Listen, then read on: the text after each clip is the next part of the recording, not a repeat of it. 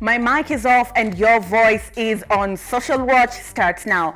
As I always say, this is a conversation. Everyone has a voice. 20146 is our direct SMS line, or you can talk to us via social media handles at Metropole TV KE across all digital handles. The hashtag to use is Metropole Debrief. What are your 2 cents on how the government is handling coronavirus and the Locust invasion? And in your opinion, what should be done to ensure we are safer from this and other more catastrophes that might threaten to hit? Let's sample some of the views that have been shared online with regards to this topic that we are discussing today. At Vinny Kinkade says, so Kenyan students are stuck in China, but Chinese planes are allowed to land in JKIA, and the Chinese are told to self-quarantine. Kenya tulikosea wapi? Hashtag coronavirus outbreak. Kenya Power Nairobi. Your 2 cents. Let's start with you, Ingrid. Yeah? Where's the line? Like, isn't that the most ultimate form of betrayal by the government? Mm-hmm. I mean, they're talking about, oh no, we're going to leave them out there in the country because I'm sure we don't want to expose the rest of the country. We don't want to risk it. Yeah. And yet here we are bringing it. Like, that's betrayal. They've literally left our own to die over there. Yeah. And then they're subjecting us to an entire plane like couch instead of foreigners. Like, come on. Couch. And then on the other flip side, yeah, you allowing Chinese to come into your country, you are holding your nationals hostage in a corona-stricken area. Now, are you treating your own nationals as second-class citizens? In their own country. In their own country? Mm-hmm. Are you trying to tell us now, because Chinese have got a different color like you, like we have to allow them to come and do business with us? Which business are we doing if the world is on a standstill? Mm-hmm. Like, the first interest of a country is or should be to protect its citizens. Mm-hmm. In fact, in line with that, it takes me back to a conversation that I had to people having, and they said like that move by the government to leave Kenyan nationals stranded in China and let that plane land is just evidence that our souls were sold. Mm-hmm. And then the same government that can't airlift or evacuate its citizens, after I'm testing that they have got adequate measures to handle corona. Really? Who is cheating who? Oh, yeah. Well, the government is testing. Let's take a look at another. Social Watch is the place where views are unfiltered, so you better jump onto that one bandwagon and start sending us your feedback. Aklinda Ogutu, who's a media personality, says, hiya, here we go. Court orders all 39 passengers aboard a Chinese flight which landed at JKIA on February 26 to be quarantined at a KDF facility. Hashtag coronavirus. The judiciary is seeing the danger that the government is putting its citizens in. And now, what is the government itself doing? Like, why did you have to put judiciary at that point of giving an order? Mm-hmm. If you could, in your own sense, stop that thing? Mm-hmm. Like, if we can't really control preventable diseases, why can't we take preventive measures on a disease or a crisis that the medication or vaccination is yet to be known? Ingrid, what's the probability that the 239 will be found in quarantine? I'm even upset. What is this? It's so annoying. The possibility of them being found and quarantined is 0 to none. First of all, we even got a recent, what should I call it, communication saying they've not been rounded up, but we've been assured that they've not shown signs of coronavirus. Who assured you? Or we can. We can name drop, let's not. But we've had communication from one government official who communicated and said they've not yet been rounded up in the military camp, but they've not shown signs of all 239. So do we know where all 239 are? Have you checked all of them? In case the government lacks the capacity. And why did you let them go? In case the government lacks the capacity to look for these people, I know Kenyans are willing to volunteer. The other day you watched, sorry to say this, the other day on social media you watched a clip going around a Chinese, whipping a Kenyan, you see? So, combined with all those, I feel the government is giving a second-class option in our own motherland. Mm-hmm. Okay. Let's take a look at another tweet. At Bernardo Tieno says, China donates medical supplies worth 1 million shillings from Kenya, China Economic Association, to help in the prevention of coronavirus disease. You bring them corona and give them equipment to deal with it. Such nonsense. First of all, China, worry about yourself. No. What is 1 million, my friend? No, and even To you're a country, struggling. what You is know what I 1 million? mean? What is 1 million? You see? To a country. To a country, not that to an first of all individual. does not even know how we're going to handle this just in case Okay. it enters the country, because again of the current state of the health sector in this country. We just don't need the Chinese government to donate. We just need to be preventative, not reactive. And then Ondiro, International Monetary Fund has set aside 50,000 billion US dollars for emergency responses in less developed countries in case of corona crisis. But again, now what we need as a country is to seek technical expertise. This is not the time to pick money. This is the time to seek technical expertise, how to go about it, how to prevent, how to mitigate. That's Instead, true. this money, you can have it, but if you really don't know what to buy with it in terms of it's health even in equipment, shillings. and it's 1 million. There's nothing worse. Count, how much did you tell me the US government has put aside? 8.1 billion US dollars. The Chinese government is mocking us by sending us 1 million shillings. Okay, let's take a look at another tweet. Okay. At Bella Kenya says, China with all its technology can't contain coronavirus. US, UK, Russia, Italy are all closing their borders to contain the virus despite having the best biotechnology. Kenya with Mudurwa technology is allowing China to fly in people from epicenters to Kenya. Mtapigwa stick. If I got another chance, I'll write what she has written. Exactly as she has written it. I'll not add a word because basically, as I've told you, the government is thumb chesting. Nothing at all. Can you mess with a country that built a hospital in 1 week? Let alone in order to handle an epidemic? Is that a country you really need to... Ondiro. Advanced economies are shutting universities. In Kenya, we misdiagnose the simplest ailments. We have the most ridiculous deaths from the most negligent of forms, from our healthcare. And, Iran has given an order to shut down schools. Yeah, it's true. Italy has done the same. Japan has done the same. And many other countries like France are contemplating the same. These are advanced economies. They know the impact. They carry it dearly. Yes. My friend, this is not another dry cough. But even a dry cough in Kenya, just don't take chances. Corona is not a dry cough. Okay, let's take a look at maybe one more and then we can cross over to Street Talk. At Kamjoro says, just asking, how will Kenya treat coronavirus if even major hospital patients are sharing beds? And there was a really sad hospital of Homa Bay District Hospital where Kenyans were lying on metallic beds with no mattresses and they were receiving drips of water and blood. Do you know what the governor is doing? Walking around with BBI. Me, Kamjoro has said exactly what I've been saying, except Kamjoro has said it in a tweet. But that's exactly what I've been saying the entire time. So you're saying CALC misplaced priorities? And the government of Kenya and Africa at large, they don't value the life of a typical African. Go to Intercontinental Hotel. The same way you'll get reception is a different way a white man will get reception. It's pure logic and it cuts across.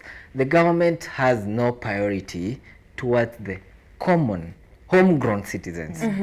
And that is very bad. Let's take a look at two more before we cross over to social watch. Asiambua Ekibuya says, if the outbreak of coronavirus had started in Kenya, do you think China would accept KQ with 239 passengers to land in any of their airports, leave alone the passengers to self-quarantine? Hashtag Wajinga Nyinyi. If the government went to seek loan and they were denied, loan which you'll pay, China denied the second. No. Ondiro, we had Ebola here. I mean, Africa, we've not been, much as coronavirus hasn't really hit us as hard as this has hit those other countries, we've had our fair share of epidemics, disease epidemics. And before it even gets to the magnitude, like even a drop of the magnitude of coronavirus, travel advisories are issued. Like, they don't take chances. In fact, they start to even look for their citizens in that country and to figure out. Thank you. And just to add some point to that, generally, you always watch African delegation going to Russia to meet President Putin, African delegation going to meet President of China. Really, that is how we have been relegated to a level of, second class performance. So it's in our founding ideology. It's us to do self-reassessment so that these epidemics, if they come, there is, when you come to negotiate on a table, you don't come as a beggar. At least you have got something to offer on the table. Literally, what does Kenya have to offer in this corona thing? Okay. What does Kenya offer with corona? They just sense, or someone dreams up a possible Al-Shabaab attack. What does the government? Like any foreigners in the country are advised not to move. Countries already told tourists don't go that way. Our entire tourism sector is affected. Ondiro, just even the thought. Other governments, they can export medical gears to other countries. As a country that is Kenya, what can they offer the international community apart from allowing the Chinese to come in the country against the World Health Organization guidelines? Okay, now we want to hear what you had to say in the streets of Nairobi, because this is a very touchy subject. Should any outbreak happen in this country, God forbid, all of us are at risk. Let's hear what you had to say on Street Talk.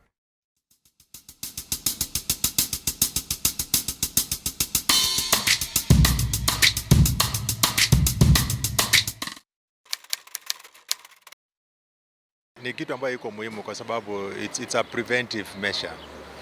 Na kama kuna any like presence or reported cases of the virus within the country, I think it will be very important for the people. For protection reasons and purposes, it will be very, very important, and it's very ideal to wear masks. Yes, somehow. Yes. Sioni kama zinasaidia anyway. Unajua kitu to deal with virus ni naweza sema ni risky. Yes, it works.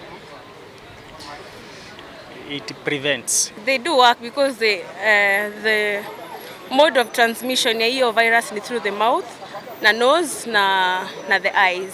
So if we get all those places covered, yes, it does prevent. Mask are one of the maybe control measures. Kama kuosha mkono, huwezi osha mkono once a day alafu useme ume control corona. To be honest, at this particular point, not even scientists can't understand why corona is not so, strong in sub-Saharan areas in Kenya and Africa. But I just think it's wise for people to take precautions and have masks around just in case, and to prevent. Better be safe than sorry. These businesses are going to be affected negatively because as we speak, we believe in business where when the demand is high, the supply goes up. So right now the demand has gone up and the supply has gone down. Automatically the prices of these goods are going to shoot or are going to go high. Most of the products come from China, and most of these products actually are consumed within Africa. So this one, business-wise, there will be a lot of outcry from even the middle class, those who are doing small businesses, because they will not be able to get what they used to get. Business is low.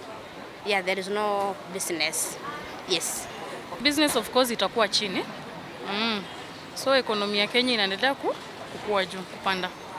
It will affect by little because there is a movement of goods from one place to another place, and there is a movement of the personnel, people. So this one affects squarely the people, not the goods. Yes, they are affected due to cancellation of flights and prevention of movement of goods in and out of the country. First, we should differentiate. The virus affects the people, not the goods. That's just a you know. So it's fine. You can always have goods coming in Kenya. They have no effect whatsoever. Its economics is going to be low, yes, and that one will affect all the developing country like us now, or any other country that import anything from China. This is going to really diminish the supremacy of China. Of course huko pia kwao pia mambo itaharibika. The economy itakuwa mbaya pia. I think to the world, China has let the world down. Other countries are also fear to welcome China. Chinese people in their land, it has destabilized their economy and their way of doing business. Mimi nikifika Kenya najifungia tu kwa nyumba ama narudi tu ushago nakaa huko. Najifungia kwa nyumba. Na take preventive measures. The best option to avoid the virus is quarantine. Just stay indoors. We cannot say that ikifika Kenya, as we speak right now, we don't know whether it is in Kenya or not, depending on the last 2-3 days what happened when over 239 people from China were brought into Kenya. So we don't know whether it is there or not, but precaution measures that are already been put, and I'm not 100% that can purely prevent corona. We have to be cautious. We're not saying you're going to run away from them, and I'm not trying to say that they have the virus. But I don't think they would be coming to Kenya if they have the virus, because I believe the government has taken measures to have the people who are out from the country to self-quarantine themselves if they do have the virus, just to be safe. First of all, the issue is how prepared are we? You know, that's the question. I know sometimes we assume that things are okay, things are normal, when even the structures themselves are not ready to support. Ingrid, let's hear your thoughts on some of the views from the streets. First of all, people have a lot of faith in the government. The lady who said, yeah, I'm sure they're all right. I mean, there's no way that the government would let in an entire, which is why Ondiro, I said that was the ultimate form of betrayal. Like that's where the ball was dropped. Because people are like, there's no way, why would they do that to us? And secondly, an obvious information gap. Did you hear some of those things?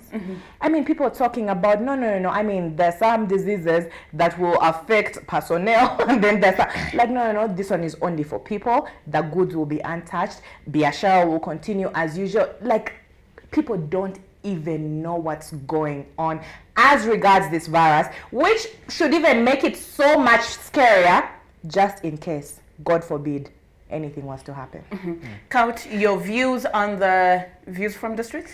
Okay, I beg to add on what Ingrid has said, because I'd rather, if I go the other way, I'll distort the content. So just the information gap and there's that audacious hope that citizens believe that, you know what, this thing will come.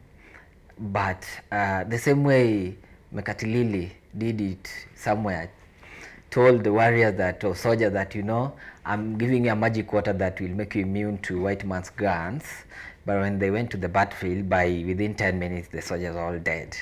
So basically, that's what we call you hopeful, but you're not really, you do not know what's happening. Okay, again, on the information gap, really, I don't know what is going to be done, but that is what the Kenyans know. So assume the coronavirus hits the country.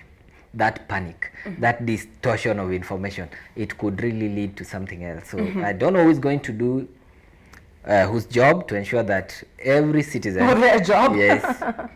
Yeah, that is basically my take. Before we finish, okay, the point you just mentioned, Maji Rebellion, Yes. the ones that were killed. Yes. I want us to have 30 seconds each, because we are members of the press.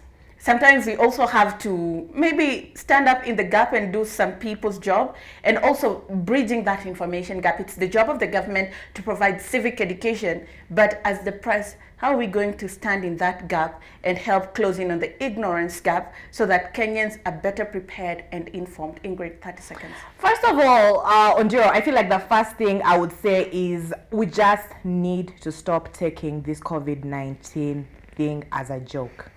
the way we've been taking it. The government just needs to get serious. It needs to get serious on sensitizing people, because the truth is there's a lot of information out there. Every day there are updates. Every day, like, you know what the numbers are, and every day the deaths go up, and every day the infections go up on Diro. However, people still don't understand it, because on Diro we know the culture. People don't actively go out to seek information, but that somehow that still the leaders and the government play a very key role in how we take in information and how we digest it. So my point is the government, health officials, whoever is in charge, first of all, needs to make sure the right information is going out there, in addition to just doing their job when it comes to protecting the lives of all Kenyans and even other nationals who are properly living in Kenya. Let's stop downplaying this whole thing. Let's get serious about it, because someone actually said something that made so much sense to me. Someone said when coronavirus enters Kenya, you're much better off being in Wuhan than being in Kenya, and I believe it. That's where we leave it. Count, your 30 seconds begin now. How do we bridge that information gap? Okay, first to start with, my take from my observation and analysis, coronavirus coming to Africa is not a question of if, it's a question of when. That is what we can now ask. The information gap, every party has a role to play in this. The journalists have a role to play. The citizens themselves have a lot to go out of their way and try to, sift, get to know what is what and what is what. Above all, in any country, the middle class are either the disconnect or the connecting point between the rich and the poor. So the middle class really, if we do have, because according to me, we do have a middle class in Kenya, but if we do have, they really need to act as information gap bridging options. You really need to tell me that, no, it's not corona, it's ABCD because of this and that. Because the poor really don't have time to listen to what is happening. They're looking for food. Okay. Yes. Okay. That's where we leave it. Thank you, Ingrid. Thank you, Kaut. It's been an absolute pleasure having you. And that is it from us. This has been our Metropole Debrief special, Meet the Press. They have been here. They've debunked some of the fallacies that you've heard about coronavirus and given you way more information than you can get from any other station. We can say that without the fear of contradiction, because we set the pace and then they follow. My name is Ndiro Ganga. I'll see you in season 3, bigger, better, bolder, balanced, and unfiltered.